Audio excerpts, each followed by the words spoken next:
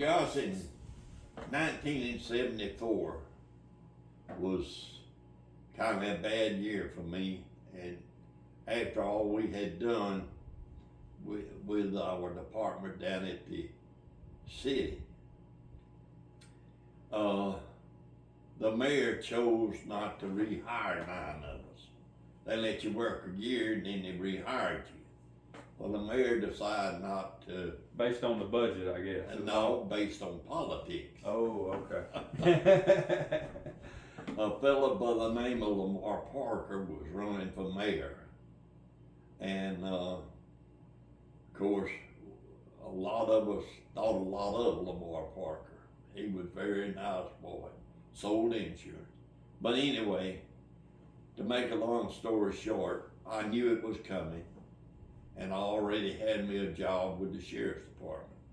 So I went to work with the sheriff's department in 1974. So basically, the mayor that was in office, he got reelected, but you, Lamar Parker, you were kind of pulling for him. Well, he thought so. Yeah. But he found out later that was wrong.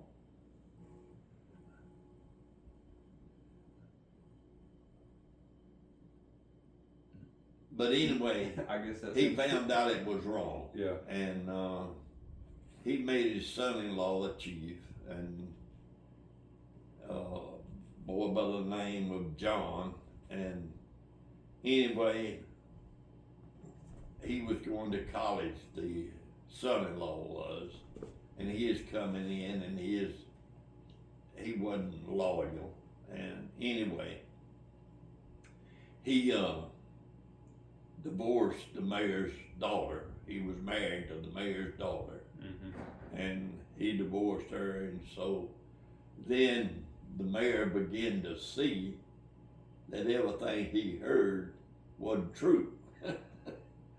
That we wouldn't. I had better sense than to get out here and work for somebody like that in politics, But anyway, I went on to the sheriff department. Started working for one of the greatest men I ever knew, was Franklin Thorne. He was a true politician and a true friend. Frank could talk to anybody.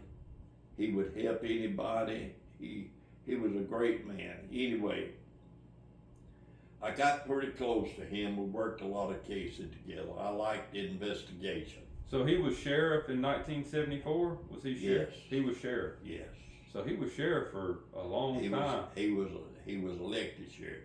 Jesse Steele was first sheriff, and then Franklin became sheriff. And Mr. Homer Reeves was the chief deputy. And Mr. Mitch Young worked up there, was the county police, but they eventually made him a deputy sheriff. Just for history purposes, in 1974, how many people were on patrol, or how many sheriff deputies did we have in this county? Gosh, if I remember correctly, I was the 9th person that went to work up there. So nine deputies, basically. 1, 2, 3, 4, 9. For the whole county. Over the whole county. Oh, wow. And I can remember when Frank put on a night shift, Ronnie Sauls and myself was it, and we would work till 2 or 3 o'clock in the morning and go home. And there wasn't anything hardly going on, but it worked on out now that it's a big time. And yeah, I mean, the county was still probably mostly rural, and people, 9, 10, 11 o'clock, people went to bed, woke up the next day, got ready for work, or got ready for church, or everybody knew what they were going to do the next day. Yeah, the culture. Yeah, the culture was a lot different back then. Or people, I guess, just people were a lot different. And in 1998 and 9, we built that new jail. And I was put over the uniform division. And he made me captain. And Sheriff Thornton did. yes, Yeah. and so we started building the sheriff department. I done all the photographing. I was what they call a crime scene and photographer. But anyway, it just worked on out, and I had a good career down there. We built a fine sheriff department. We had some good men. We had the Smitty Dawson and the Red Phillips and the Ronnie Sauls. Well, you know, that career, that whole career, what, you know, you had some stuff at the city. What about with the sheriff's department? What were some of the major crimes that you worked in this county? Well, I worked a big crime. I won't call any names out on Church Street. A lady got killed out there. She was just killed real bad. A boy from Tennessee did it, and then he was a sister to a great friend of mine, and I enjoyed working it. And I got to work on the Jim Doss case with a mafia, you know. And What year was that? That was in the 70s, late 70s. Yes, I think that's right. So I forget the Jim Doss case. That's where they threw him in the Mulberry River. so that he got murdered. He was murdered. He was murdered. They kidnapped him. So he was missing. I guess his wife reported him missing. Somebody reported him missing, and y'all started. Well, he just come up missing. Franklin was staying out there with him. Sheriff Thornton was staying out there with him guarding because we had got a tip that they would go kidnap him. And he was supposed to go over to South Carolina and testify against the Chancey crowd for, excuse me, for giving them sugar. He run a big grocery store on Broad Street. Mm-hmm. And anyway, he disappeared, and they found him floating in the Mulberry River up there out of Wyoming. In Barrow County. And how long did it take y'all to figure that out? Quite a while. We had a lot of help on it. Federal people and state, and all of us was working on it. I was assigned to it for approximately 3 or 4 months. Smitty Dawson and I, and we worked out of Barrow County running a lot of it down. And then they finally got a case made of him, and they tried him in Monroe.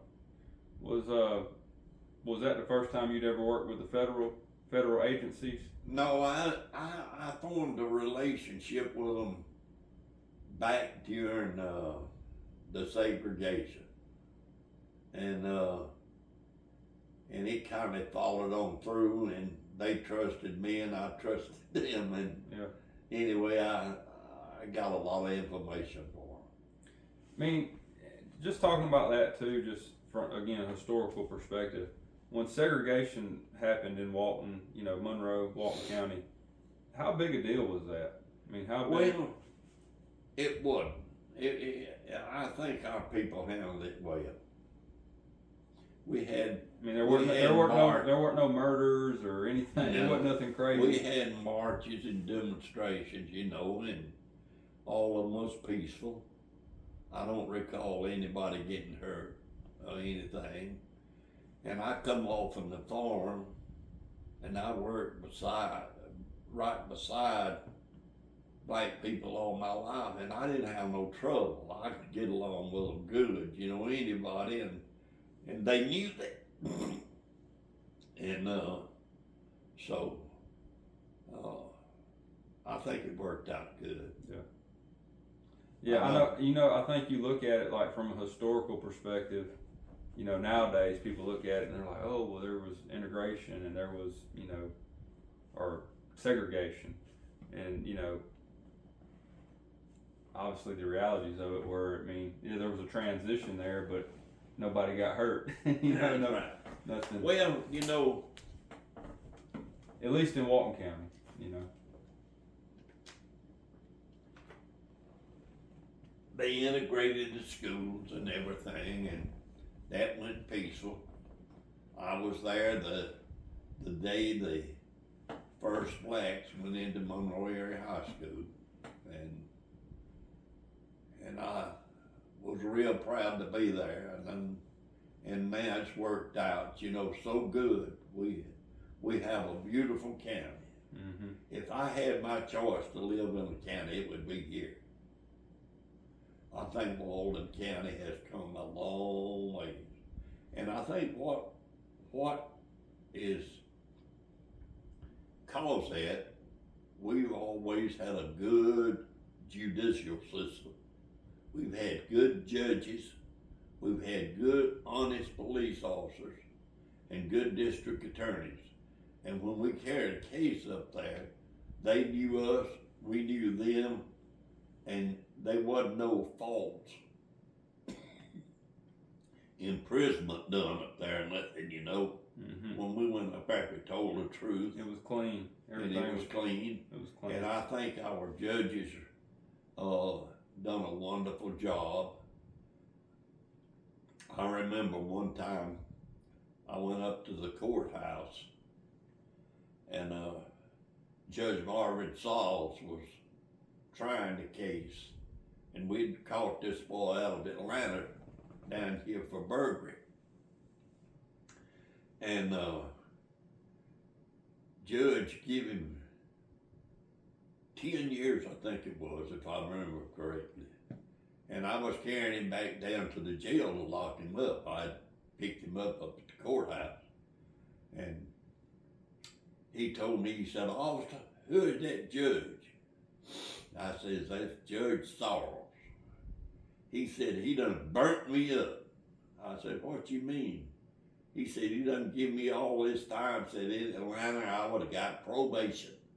But saying that he carried the word back to Atlanta, don't go to Walton County, they go penalize you. I think Judge gave him, I forget what he gave him. Probably gave him the maximum. He didn't give him probation. Yeah, he gave him a maximum sentence, is what it sounds like. He wanted to set an example. Yeah. And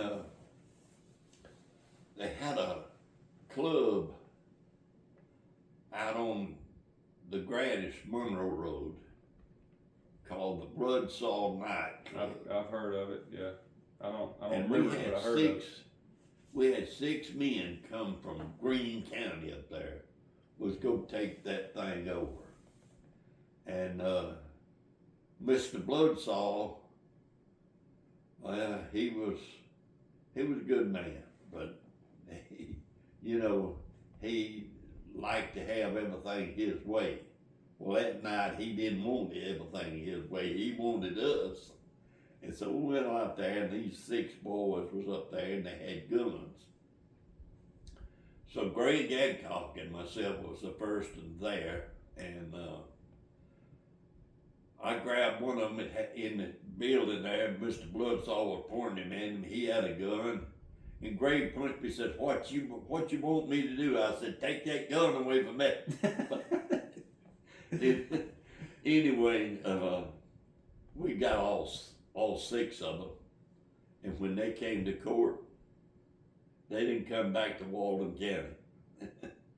I mean, our judges, they loved our counties. They were from here. They lived here. They want to protect it. And they wouldn't take advantage of nobody, but they wouldn't let nobody walk that didn't need to walk. Mm-hmm. I loved our judges. John Ott and Judge and he was a wonderful judge. All of them are, but they're the ones I got. John was a district attorney too at one time. Mm-hmm. So Frank Thornton, he passed away in what, 99 or 2000? It was in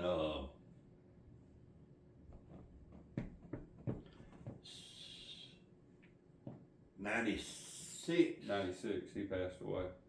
In December 96, I think it was. And that, Anyway, I was appointed interim sheriff.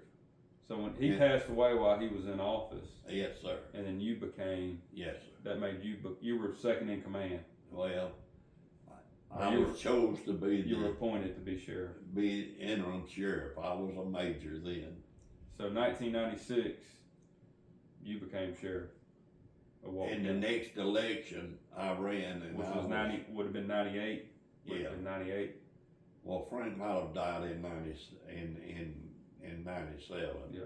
But anyway, it was in February, and I think he died in 97. I remember that as a child because my grandmother worked at the sheriff's department, and we all went. You know, they had a procession through town, Yeah. and everybody lined the streets to see. They had a man that come from up at Hiawassee, and he rode a white horse in that thing, and it was so cold, man, it was eyes hanging off on our running raincoats. But anyway, Frank was a good man. He done a lot for this county. And anyway, What was that feeling like? So I mean, you lost. You know, obviously you lost a good friend, you lost a coworker, you lost the leader of, you know, the sheriff's department, and then, you know, next thing you know, you're sheriff. What was that transition like? Did you want to do it, or was it pleased to do it. Was it I bittersweet? glad to get to do it. I'd been up there for quite a number of years, and so I had worked so close with the sheriff and I was uniform division commander. So I had a good jailer by Harold Emerson, Yeah. and Bill Dern to run the administrative part. So really all I had to do is sign the papers. No, we had a good group. I didn't change a thing when I went down there. Except, well, you know, big, major things. Mm-hmm. The only thing I done, I put in what they call pepper gas. And what was so funny about that, the girl, we all did it, you know, and to see the results of it. And we had a big old tub out there of ice water. So when they sprayed you, they'd put you in that ice water to get that stuff out of your eyes. But the girls, they forgot one thing. It got in their hair. And I had one to come in and she said, Sheriff Palmer said, y'all pulled a trick on me. Said I went home and washed my hair and said I had the tear gas. So you implemented basically tear gas as a method of subduing a deadly force. Yeah. Deadly force. It So- gave us another chance between pulling your pistol and, Right. you know, you could spray them and. But in order to carry it, you gotta have it done to you. That's right. Yeah. You got to do it yourself. Yeah. That way, when you on the stand, you can testify. I done it. It didn't bother me. But we always called the ambulance or the EMTs or carried them out to the hospital and had their face washed and their eyes out, you Mm-hmm. know, just for safety purposes. This county has come a long ways in law enforcement. Stop it just for a second.